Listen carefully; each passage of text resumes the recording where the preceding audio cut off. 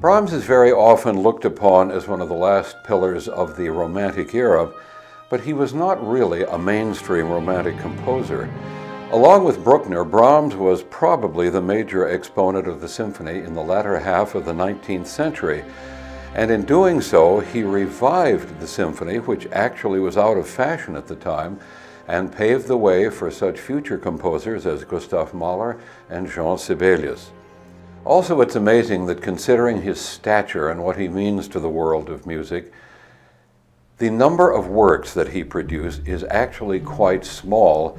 There was a reason for this. Brahms was one of the most ruthlessly self-critical composers who ever lived, and his first biographer says that Brahms told him he destroyed practically 80% of everything he had ever written because it did not measure up to his very exacting standards. Brahms was born in Hamburg, Germany in 1833. His father was an amateur double bass player who wanted young Johannes to follow in his footsteps, but the fates were having none of that. He was a piano prodigy. When he was 20 years old, we're now talking about 1853, this was a very watershed year for him. First of all, he went on a concert tour with a Hungarian violinist who introduced him to the great Hungarian violinist and composer József Joachim.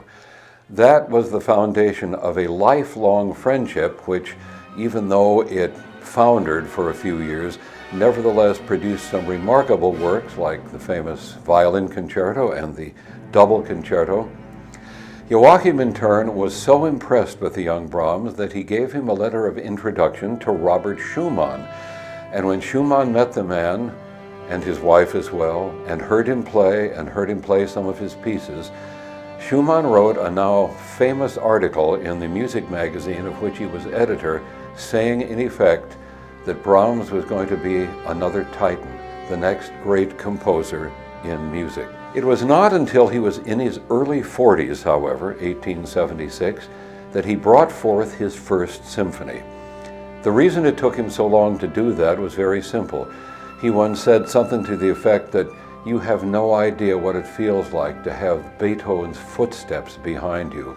And so he wanted to make sure that this first symphony was as fine as it could be, and indeed it was.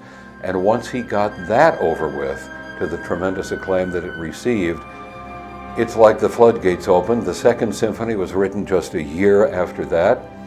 It took him 6 years to produce the third symphony, but the success of that was so enormous that it actually became one of the biggest triumphs he was ever to know in his entire life. It was then that he became acknowledged as the greatest living composer. But when he was 57, 1890 was the year, he decided he had had enough. And so he let it be known that he was not going to compose anymore. However, shortly after that, he met a wonderful German clarinetist named Richard Mühlfeld, and he was so impressed with this man's playing and his beautiful tone quality that he suddenly found a resurgence of his inspiration, and he wrote for Mühlfeld 4 wonderful works, a clarinet quintet, a clarinet trio, and the 2 wonderful clarinet sonatas, which, by the way, were the first actual clarinet sonatas that anyone had ever written. In 1896, he was diagnosed with liver cancer, the same disease which had taken his father some years earlier. And in March of the following year, he attended a performance of his great Fourth Symphony. He knew he was dying, the public knew he was dying, and when he entered the Golden Circle in the concert hall, the audience stood up and gave him an ovation, which many people say has never been equaled. Not only that, at the end of every movement of the symphony, he received a huge round of applause, and when the symphony was over, again, the audience stood. There were cheers, bravos, there were tears. Brahms was the same way. He was crying. He waved to the audience one last time, walked out of the hall, and he was never seen in public again because he died just 1 month later. Brahms has given us some of the most remarkably durable music that anyone has ever written.